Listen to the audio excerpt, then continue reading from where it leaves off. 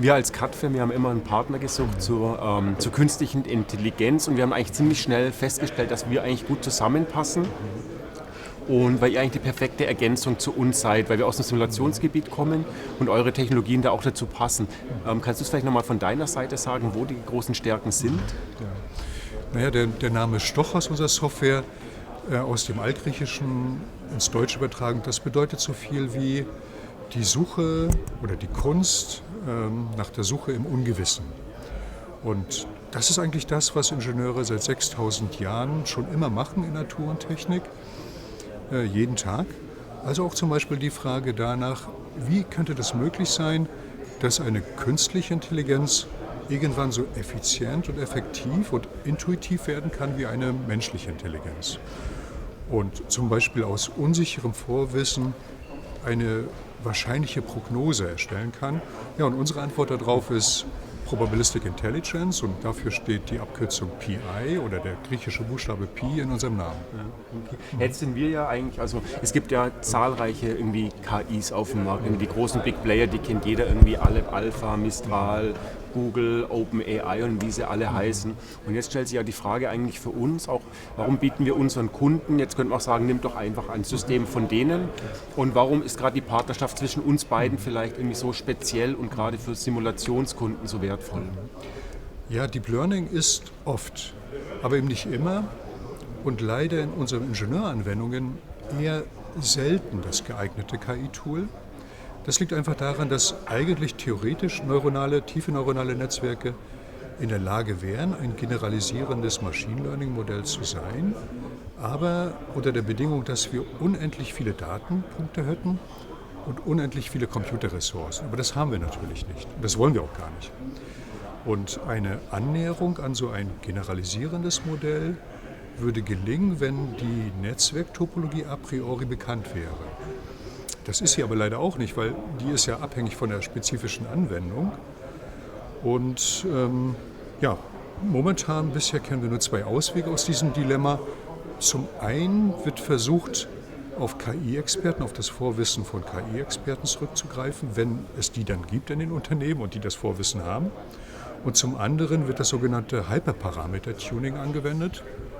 Das bedeutet, man nutzt GPU-Cluster in der KI-Cloud, um diese Netzwerktopologie zu finden, zum Beispiel unter Nutzung der Dienste der von dir angesprochenen Anbietern. Nur leider ist es so, dass das ja eigentlich einer kostengünstigen und ressourcenschonenden Anwendung widerspricht. Und hinzu kommt noch eine andere Sache. Gerade in unseren Ingenieuranwendungen haben wir die Problematik, wir suchen ein Prognosemodell mit sehr wenigen numerischen und experimentellen Stichproben. Und die Daten dürfen gar nicht in einer KI-Cloud im Allgemeinen gespeichert werden. Selbst dann nicht, wenn die in absehbarer Zeit in Deutschland betrieben werden können. Okay. Das heißt also, es geht einfach um Spezialisierung und so, wenn man es überlegt, also gerade jetzt so wenn man die Medien liest, ist es ja eigentlich oftmals so, dass man so das Gefühl hat, wir in Europa hinken eigentlich den großen Amerikanern, den Chinesen so ein bisschen her, aber siehst du vielleicht auch eine Chance, dass wir gerade, wie ich es gerade richtig eigentlich verstanden habe, die generalisierten Modelle für manche Sachen passen, aber halt nicht für alles, dass wir aus der deutschen, europäischen Sicht uns eigentlich spezialisieren können, indem wir auch wirklich auf spezielle Anwendungen rausgehen? Also siehst du da einen Markt? Ja. Also zunächst erstmal, was die allgemein generalisierenden Modelle betrifft, mag dieser Eindruck richtig sein oder ist dieser Eindruck mit Sicherheit richtig, aber gerade die Anpassung dieser Standard-Machine-Learning-Modelle auf unsere spezialisierten Anwendungen birgt zusätzlich zu diesem enormen Ressourcen- und Kostenbedarf eine weitere Problematik, nämlich eine steigende Abhängigkeit der deutschen Unternehmen von amerikanischen oder chinesischen Technologien. Und deswegen war das von Anfang an unser Entwicklungs- und Methodenansatz zu sagen, wie kann man eine Methodik entwickeln, um all diese Probleme einmalig zu lösen oder auf einen Schlag. Und ja, uns ist es gelungen, nach intensiver Forschungsarbeit die Methoden des Deep Learnings und der instationären Gauss-Prozesse so zu kombinieren, dass die spezifischen Vorteile sogar verbessert werden, beschleunigt werden und dass die jeweiligen Nachteile sogar eliminiert werden. Beispielsweise ist es jetzt nicht mehr notwendig, die Netzwerktopologie zu finden, Wir brauchen kein Cloud Computing mehr. Und der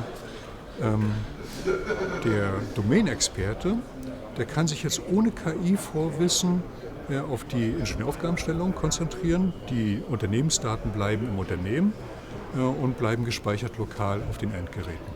Das heißt, du hast die Hoffnung nicht ganz aufgegeben, dass wir auch in sagen wir, Europa, Deutschland hier auch durchaus einen Anteil bei der Welt, bei diesem Hype irgendwie haben können und gar nicht so schlecht aufgestellt sind. Nicht im Large Language Model Bereich, da nicht, aber in diesen speziellen Ingenieuranwendungen, da haben wir, glaube ich, etwas, was wir uns wirklich gut voranbringen können.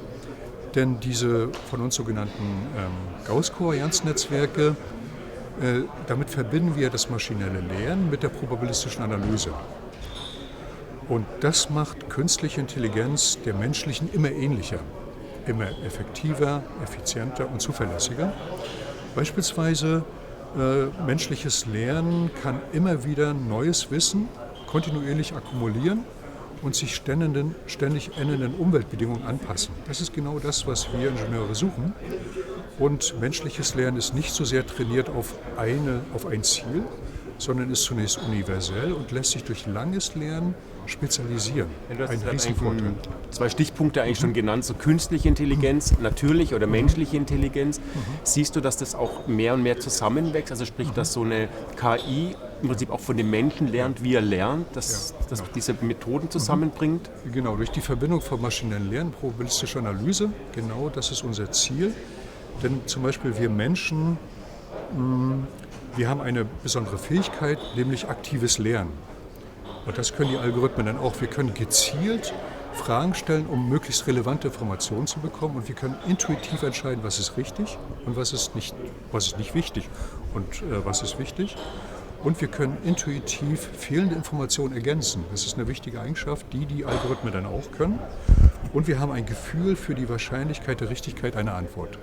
All das nennen wir probabilistische Ingenieurintelligenz und das ist Bestandteil dieser Methodenentwicklung. Okay. Vielen Dank.